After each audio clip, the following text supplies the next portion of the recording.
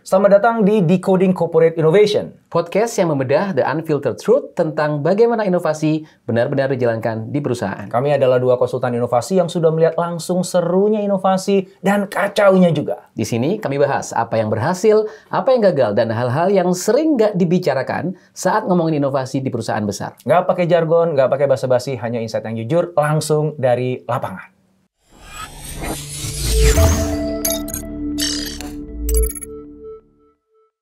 Oke, di episode perdana ini kita akan membahas tentang kompetisi inovasi. Kita mulai dari yang paling sering bikin orang bertanya-tanya. Kompetisi inovasi di perusahaan udah selesai. Pemenang udah diumumkan, fotonya udah diposting. Tapi idenya nggak pernah kelihatan lagi. Kenapa ya? Ide pemenang sering nggak lanjut jadi proyek inovasi beneran. A. Emang nggak niat diimplementasikan. B.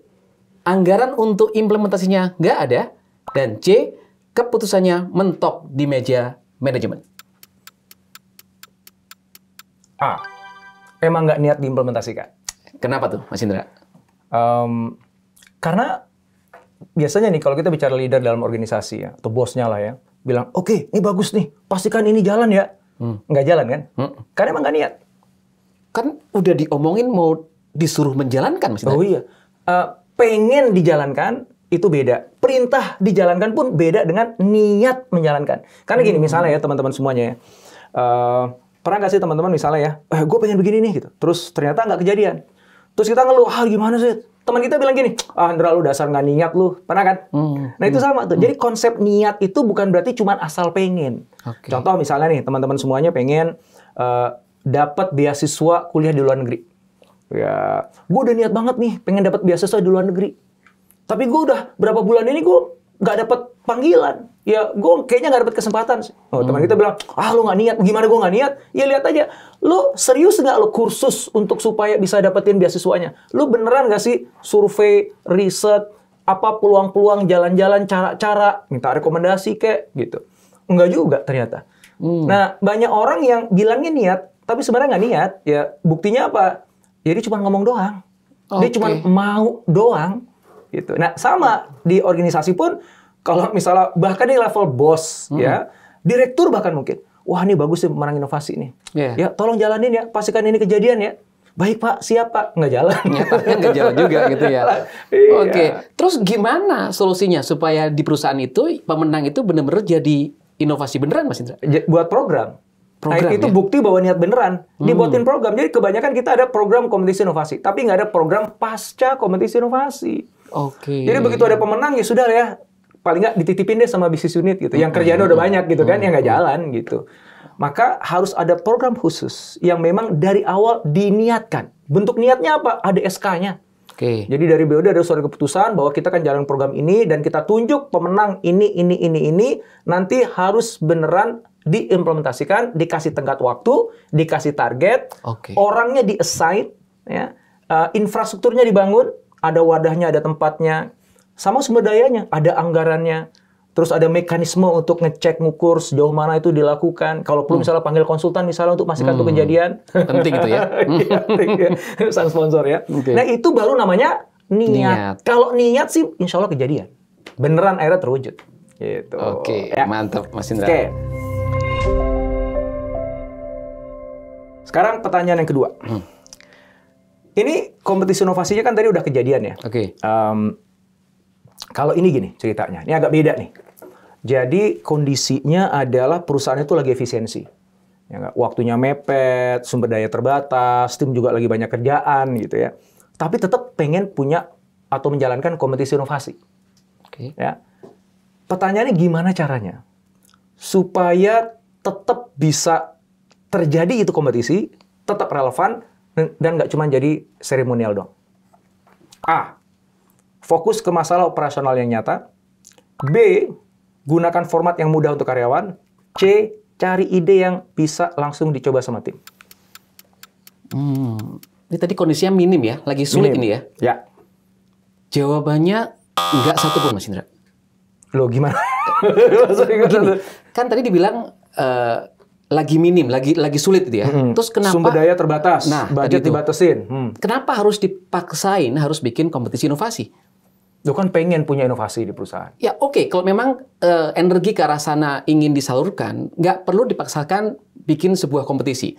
Karena kompetisi kan identik dengan seremonial, kemudian budgetnya gede, megah gitu ya. Bikin aja, jangan usah disebut dengan kompetisi. Misalkan dengan idea challenge gitu ya. Oke. Nah, itu yang maksud bahwa fokus kepada hal-hal yang memang itu dekat dengan operasional. Jadi jangan dipaksain untuk kemudian langsung melahirkan inovasi yang lompatan-lompatan. Karena sekali lagi kondisi perusahaan sedang tidak baik-baik saja. So memilih tema atau kategorisasi inovasi yang tepat sesuai dengan kondisi perusahaan itu yang jadi kunci. Ya, aku jadi ingat ya, kan kita ada klien juga ya yang kondisinya kayak gitu. Betul. Justru yang menarik teman-teman semuanya, alih-alih dia pengen buat kompetisi inovasi yang megah gegap gempita, dia justru pengennya yang real, yang lebih grounded, yang penting kejadian bener, dan yang penting sebanyak mungkin orang ikut dan ada hasil nyatanya. Ya. Gitu. Makanya kalau kompetisi kan orang sering berpikir kan harus yang breakthrough, yang lompatan gitu. Yang itu otomatis selain susah nggak semua orang bisa, ongkosnya juga mahal ya. Betul. Nah ini yang saya jadi ingat tadi itu ya. Jadi buat klien kita tuh justru mencari workplace innovation kita nyebutnya. Itu tuh artinya kayak gitu ya. Jadi udah jalanin itu aja gitu, cukup ya. Iya, karena ketika kemudian energi itu fokus ke situ dan para inovatornya itu memang melihat ruang-ruang perbaikan di sekitar kerja mereka, justru dan dikawal sampai jadi beneran, impact-nya justru akan lebih kerasa bagi perusahaan. Jangan fokus pada theatrical-nya atau kemudian seremonialnya. Dan bagi yang bersangkutan pun dia ngerasain langsung dampak dari inovasi yang dilakukan. Kerjaannya jadi lebih gampang, hasil lebih bagus gitu ya. Oke, jadi artinya banyak banget cara untuk kita menumbuhkan budaya inovasi tanpa harus melulu dengan yang grandeur, yang gede kompetisi itu ya. Walaupun kalau punya anggaran kompetisi lah ya. Supaya nunjukin komitmennya perusahaan kan kalau bisa gitu ya. Oke, clear. Kita masuk Mas Indra ke pertanyaan penutup. Kompetisi inovasi udah dijalankan, ide masuk banyak nih, peserta antusias. Tapi menurut Mas Indra, apa sih tanda yang paling jelas bahwa kompetisi itu benar-benar sukses? A. Prosesnya terbuka dan profesional. B. Banyak tim ikut tanpa disuruh-suruh. C. Ada ide yang beneran jadi proyek. Tergantung. Tergantung gimana nih maksudnya, Mas Indra? Tergantung tujuan dari kompetisinya. Oke. Karena ada perusahaan yang memang dia menyelenggarakan kompetisi inovasi itu karena dia ingin bangun budaya inovasi. Oke. Nah, kalau konteksnya begitu, berarti yang jadi indikator keberhasilannya itu adalah partisipasi. Semakin banyak orang yang ikut serta dalam kompetisinya, itu semakin bagus.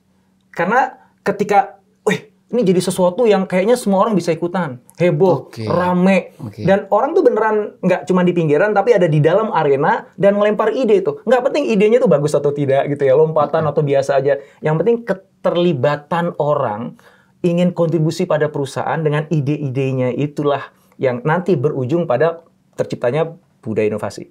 Berarti kalau itu yang B tadi. Yang B ya.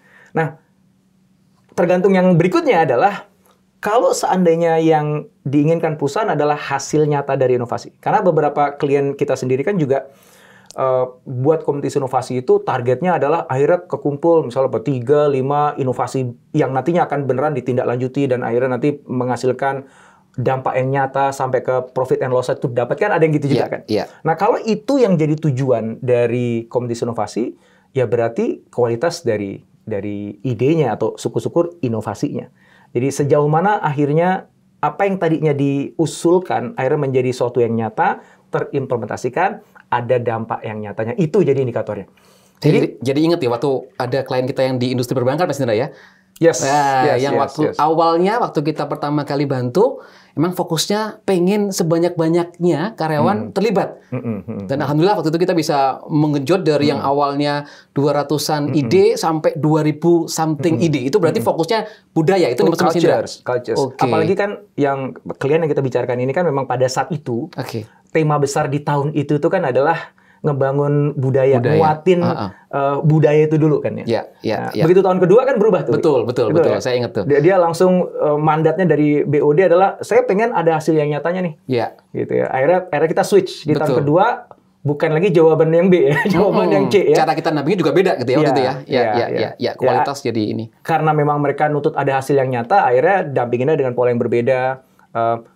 Dan kalau nggak salah betul ya, di tahun kedua itu jumlah yang submit nggak sebanyak tahun pertama. Turun. And that's okay kan? Ya, Gitu ya. ya. Karena emang indikator keberhasilannya udah bergeser ke kualitas dari inovasi itu sendiri. Gitu. Yes.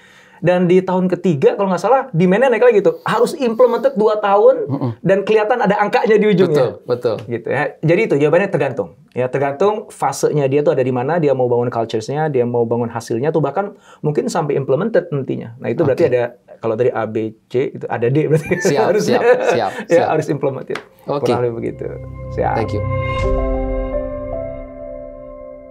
Terima kasih sudah menyimak Decoding Corporate Innovation. Kalau episode ini terasa relate atau mungkin sedikit menyentil, bagikan ke rekan kerja Anda. Karena inovasi yang berdampak gak perlu heboh. Yang penting jalan.